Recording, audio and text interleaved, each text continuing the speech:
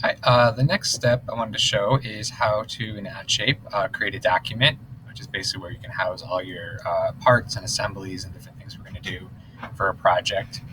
Looking at how to title it for my engineering class, I'd like you to title it with your block, your name, and then whatever the title of what we're doing. So in the first one, we're just going to call it practice. So for me, I'd say 2A or 1B or whatever class you're in. Uh, your name, Dan Chunk, and then practice. Just so if you share it with me later, it'll be easy, kind of organized, and I can find it by class and find your information. And then we're going to create a 2D sketch, and then we're going to extrude it, which is to make it 3D, extend it out, make it have depth.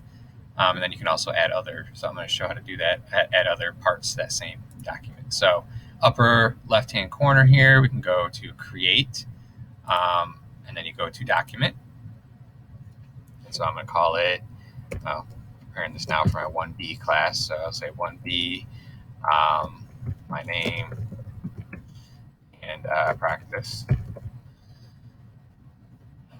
And once it'll load it here, so it's my workspace. At the bottom, you'll see assembly, and then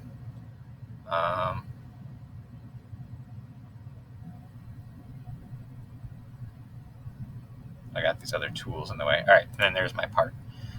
So I'm going to create a 2D sketch, and I'm going to do the front view because I'm going to look at something from the front. We can also do it from the top or the right side, however you want to view it, but I'm going to do it from the front.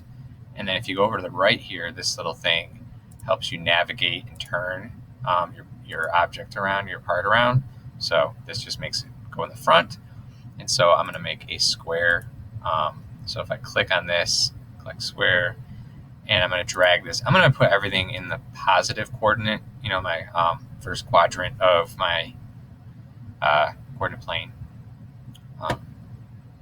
And then, so what you do is you click down, and then when that little box comes up, it means you can type it. So I'm going to make a 0.5 inch, enter, and now the other one's boxed, so you put 0.5, hit enter, and there we go. Now I have a square. If I'm done with that, I can do other shapes, I can do other things, which we'll get into more of that later. But if you click the check, then it's done. So if I want to see this, go back to isometric. So if I click on this little isometric view and then click isometric, it takes it back. You can zoom in with if you have a mouse with the scroll on it, it zooms in and out. Just put your mouse where you want to go. If you're using a pad, then you go where you want to go. Kind of spread your fingers out just like you would do zoom in on your phone, and then pinch them together to zoom out. So I've been using a mouse. So now what I can do is I can hit extrude. So this right next to sketch is extrude. And then if you click on the shape you want to extrude, which is we only have one shape here, you can make it be 3D. So I'm going to make a cube. So I'm going to just make it be 0.5 inches because that's what we're going to use for our first activity I have later next week. And if you hit check, you're done. There's your shape.